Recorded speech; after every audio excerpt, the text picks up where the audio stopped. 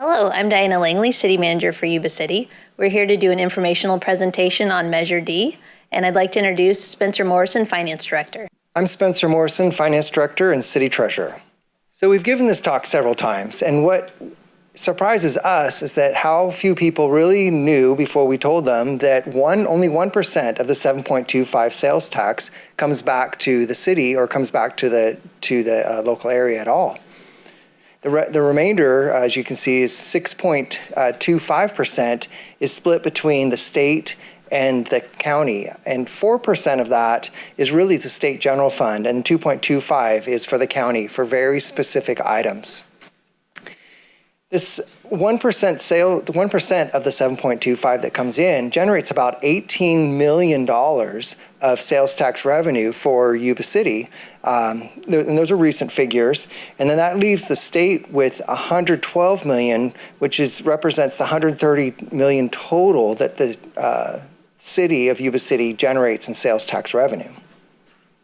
It's really interesting also that of the 180 plus cities in California that have a population over 50,000 people, only 8 still have the minimum sales tax rate of 7.25. And as you look at this list, of the 8, several are very high dollar housing areas such as Camarillo, Rockland, Simi Valley, Thousand Oaks. They rely wholly, mostly on property tax, where they may not have, these are maybe bedroom communities, they may not have such a big retail presence and probably aren't relying on sales tax revenue like Yuba City is. Sales tax rates in the neighboring jurisdictions vary from 8.25 to 8.75. Very recently, Chico raised their sales tax rate to 8.25, Colusa 8.75 as well. It's easy to figure that as Yuba City residents leave Yuba City to go make purchases in other counties, Sacramento County, Placer County, for like Roseville, for instance, they are already self-imposing an additional sales tax on themselves. Even if you go right next door to Yuba County to make purchases at Costco. So if a 1% sales tax were to be passed in the next election, it would bring an extra $17.5 million to the community, and this is locally controlled money. The total sales tax coming to the community would be $35.5 million, and then the state would still have the same $112 million. Now, of the $17.5 million, and we'll cover this later, a portion of that is going to be shared with Sutter County in a tax sharing agreement. Again, we'll cover that later. It's easy to think about, gosh, that's an extra 1% is going to add to the cost of my essential goods and services, but really sales tax isn't applied to essential services. Things like groceries, prescription medicine, education, labor, and housing are none of those are subject to this transaction tax or sales tax. And so when you think about groceries, unless you're buying the food from the hot prepared food from the grocery store, much like you would at a restaurant or fast food store, your normal groceries aren't going to be taxed. So Yuba City recognized and still recognizes that it needs additional revenue to keep the city services going to the level that you would expect.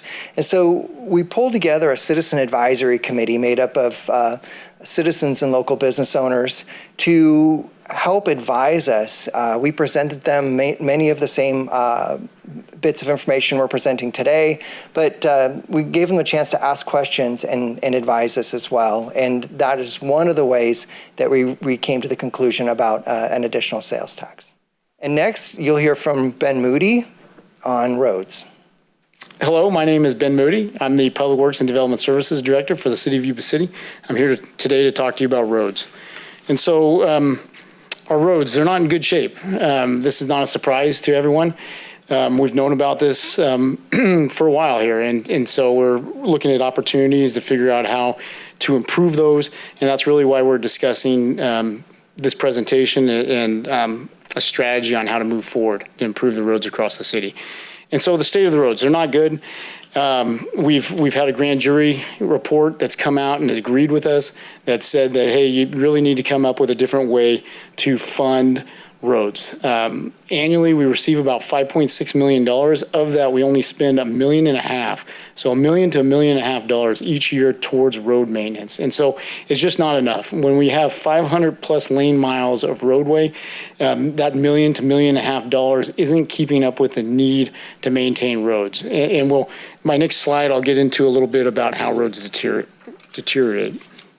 And so on a scale from 0 to 100, right now, on average, we're at a 54. So across the city, if you averaged all the roadways, a good road, brand new, is 100, with the road being dirt is 0. And so we're averaging 54, which is towards the bottom of the fair. And so some roads are a little bit better than others, but we're trending down. And so roads deteriorate exponentially. And so what happens is when you get to this breaking point, roads, when you get to a certain level of condition with water and deterioration, they basically exponentially decline, and then the price exponentially increases. And so that's where Yuba City is at. And so the scary part is that if we keep doing what we're doing, spending that $1 million, $1.5 million each year, we're going to go from a current backlog of $150 million to $350 million plus in the next 10 years. And then you also see the pavement condition drop from where we're at right now, which is in the fair range, to approaching the very poor, failed area where you're going to see more of these roads like Garden Highway, like Walton Avenue, and that price is just exponentially bigger for the deferred cost to bring them up. And that's really evident where you could see some recent projects that we've done is where Bridge Street, that short segment of Bridge Street, to reconstruct that is close to $10 million, where if you were able to do keep good roads good and put that for preventive maintenance, you would be able to do 70 to 80 miles of roadway across the city for preventive maintenance and rehab. And that's just really has to do with inflation. Everybody's experiencing it. Just $1 million doesn't go very far. And so we have a visual that shows just graphically about what it costs to reconstruct a road versus what you could do with preventive maintenance. And it's so much more. What do we do? So what we're talking about across the city, 500 lane miles and such a huge backlog, is that there's a strategy that we're put together about keeping good roads good. And so with Measure D, we're hoping to allocate a certain amount of that funds to basically bond out to mortgage improvements right away. So we put out a project, $50 million or so, that basically takes care of a major chunk of your arterial roadways that are in need of repair. And you put that out through a financing mechanism where it locks in the funding, where every year that amount's going towards that project, but then it allows us to do a substantial amount of work and then bring those roads into a good condition. And then what that does is then it reduces the annual maintenance for those roadways. And so with that, that's really the strategy for the roadways. And so with that, I'd like to turn it over to Jesse Alexander with the fire department. I'm Jesse Alexander, Yuba City Fire Chief. And today I'm here to talk to you about concerns we found in multiple levels going into the future that revolve around critical staffing levels and response times. But before we do that, I need to kind of tell you where we've been so that we can show where we're going. Back in 2001, the Yuba City Fire Department merged with the Walton Fire District to provide fire and rescue services to all the citizens that live in the Yuba City limits identified as the black line on this map. In addition to that, we picked up a fire district known as CSAG that picks up another 7,000 to 8,000 residents that has commercial, residential, and some of our problematic areas such as the river bottoms. That's identified as the red line on this map.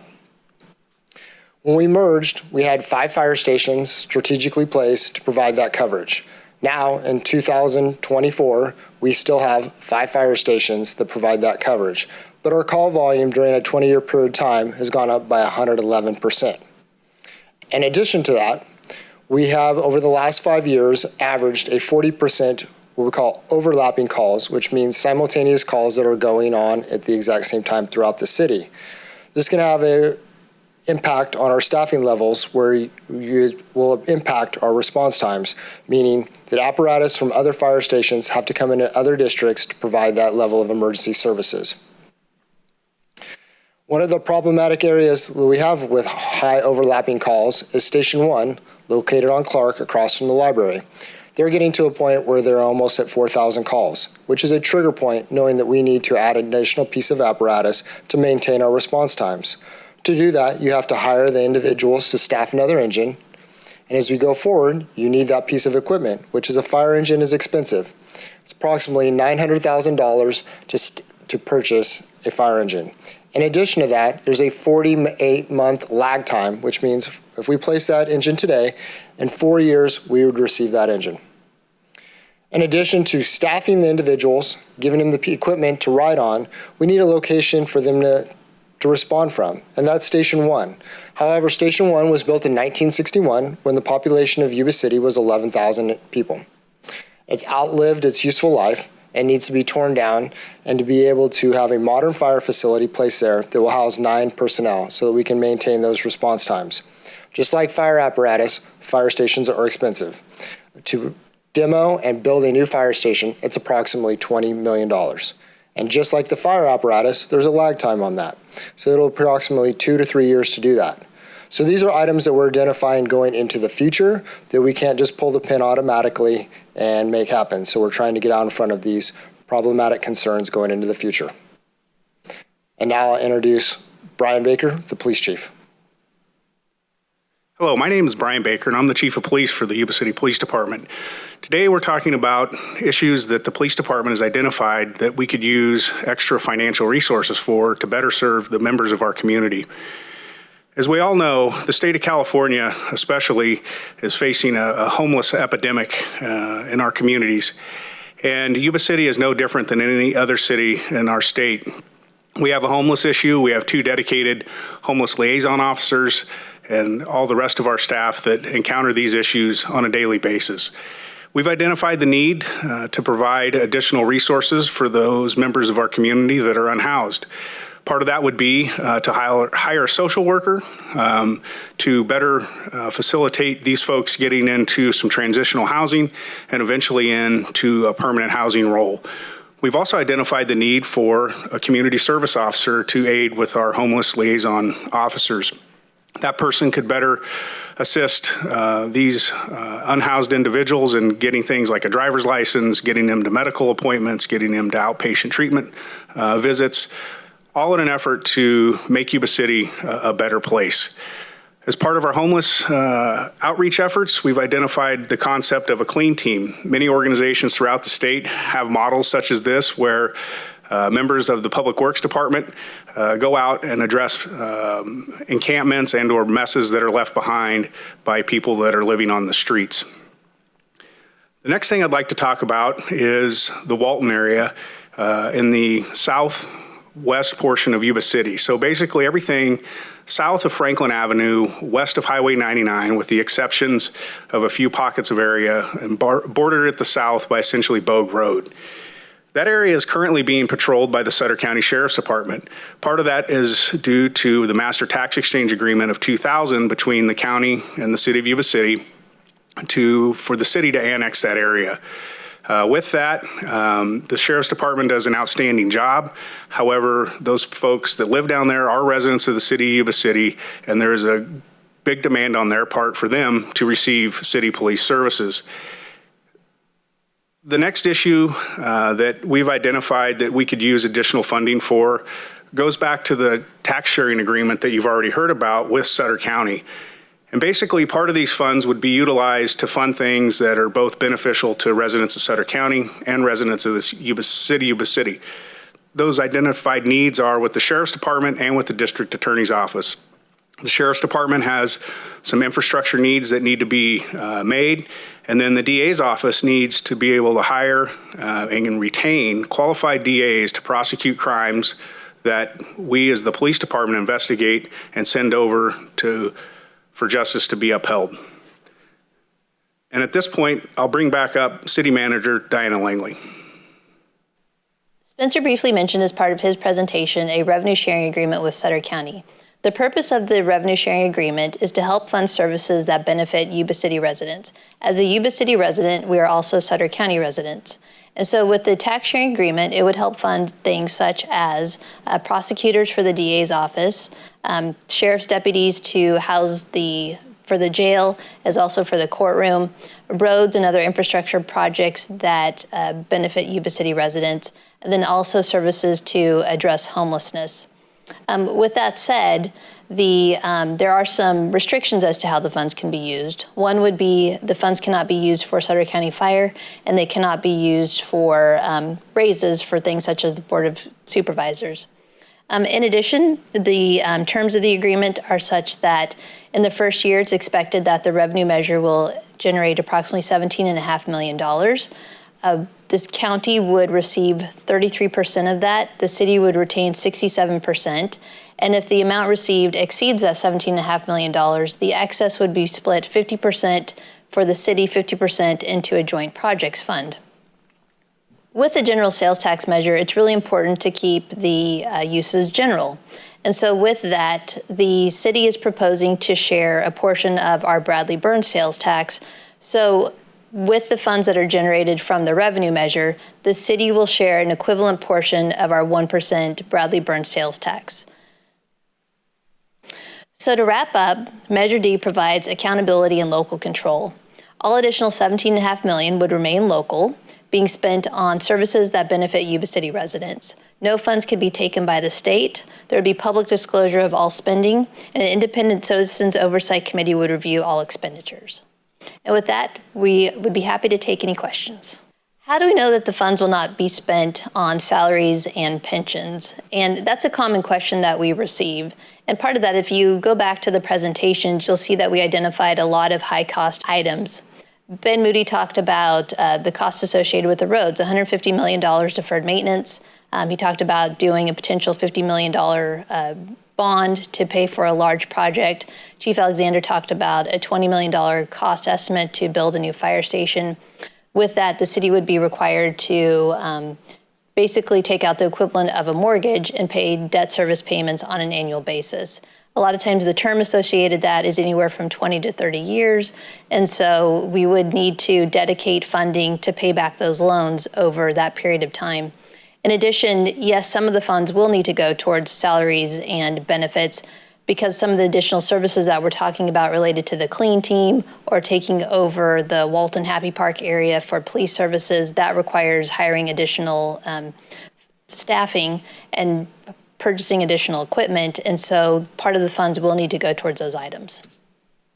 How much of the funds will be generated by people that do not live in Yuba City? So we had a study that was prepared by our sales tax consultant based upon our current Bradley Burns sales tax, and it was determined that approximately 40% of the current sales tax is generated from people that do not live in Yuba City. So why is the city pursuing a general revenue measure versus a special revenue measure? So with a special revenue measure, it requires a 2/3 majority vote. With a general revenue measure, it requires a 50% plus one. Even though the grand jury identified roads as a priority and recommended a special revenue measure, the city council has the responsibility to look at the city as a whole. And in going through this process, we've identified needs from multiple departments to not only maintain services, but then also enhance services.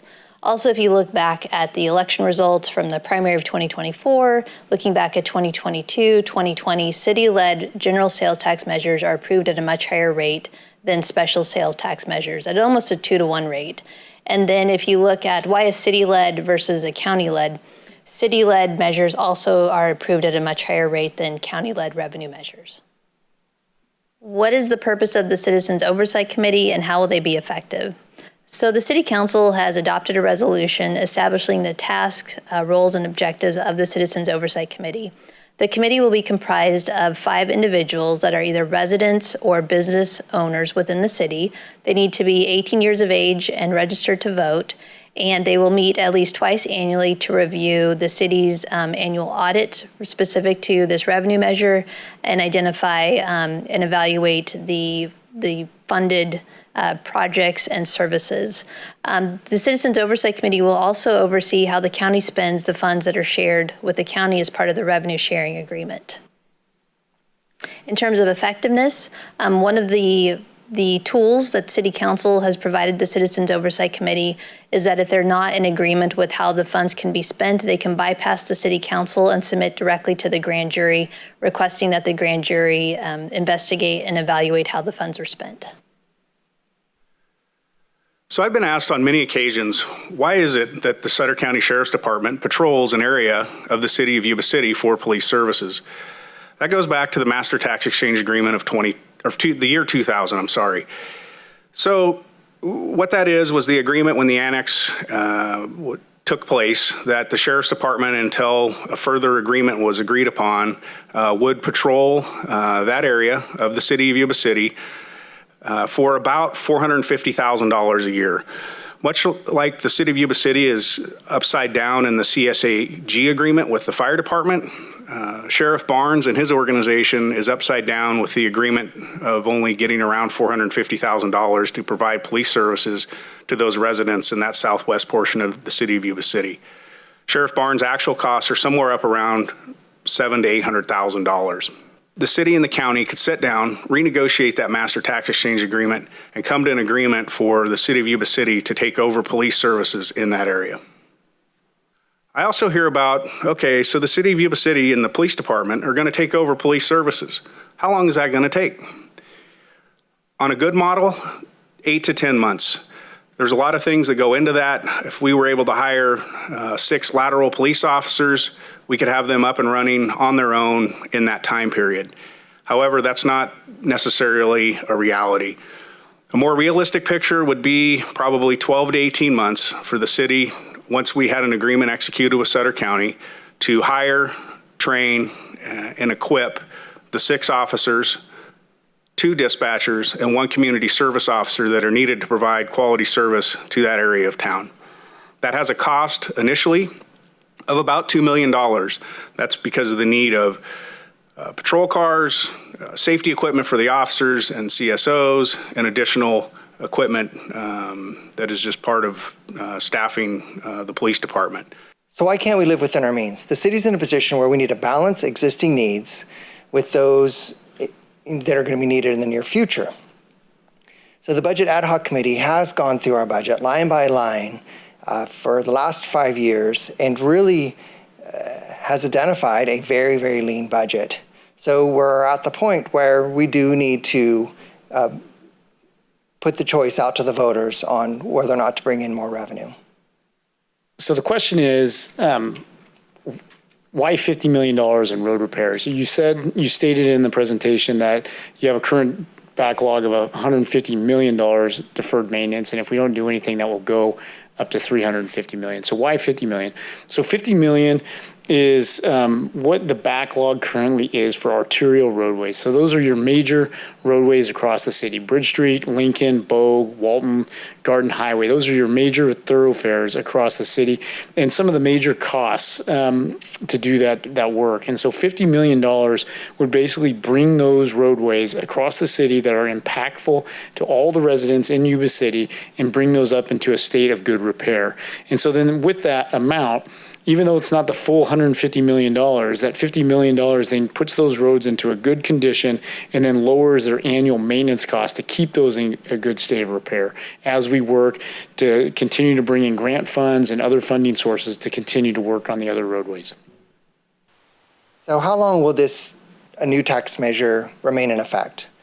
This tax measure, if approved by the voters, would be in effect in perpetuity, paying for ongoing needs throughout the city. However, if the taxpayers decided that they would no longer needed a tax measure, they could put another ballot. They could put an item on the ballot to repeal it. So, what are the primary revenue sources for the general fund, which is the fund that we're talking about here? The primary revenue sources are sales tax and property tax. As I stated earlier in the presentation, sales tax remains around $18 million, give or take, and may continue to rise over time. It just hasn't been. It's been flat. The other major source for the general fund that kind of rounds out the top 60, almost 2/3, 60%, almost 2/3 of the general fund revenue is property tax. Property tax ends up right currently around the 16 million, maybe approaching 17 million, and does go up as property values go up as well. So it can adjust up or down, but it's currently rising. So the comment that we have heard in earlier presentations is, or it's just a surprise, that the general fund is 80% made up of, which is actually 75, of salaries and benefit costs. And this is true because the general fund funds the people to provide the services to the community. So there are about 63 or 62% of the general fund employees are police and fire alone, and these are where a good portion of these funds go.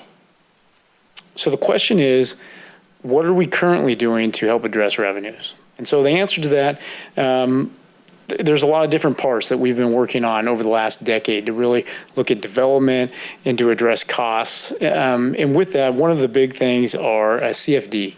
And so with the new development, specifically new residential units, single family and multifamily units, is that there's approximately a $500 a year fee that is put on their property assessment that goes directly back to the general fund that helps with public safety, parks, and addressing road maintenance. And so that's a new fee that goes on those new homes. And so as we move forward and new development occurs, we're being forward thinking that to help offset those needed costs.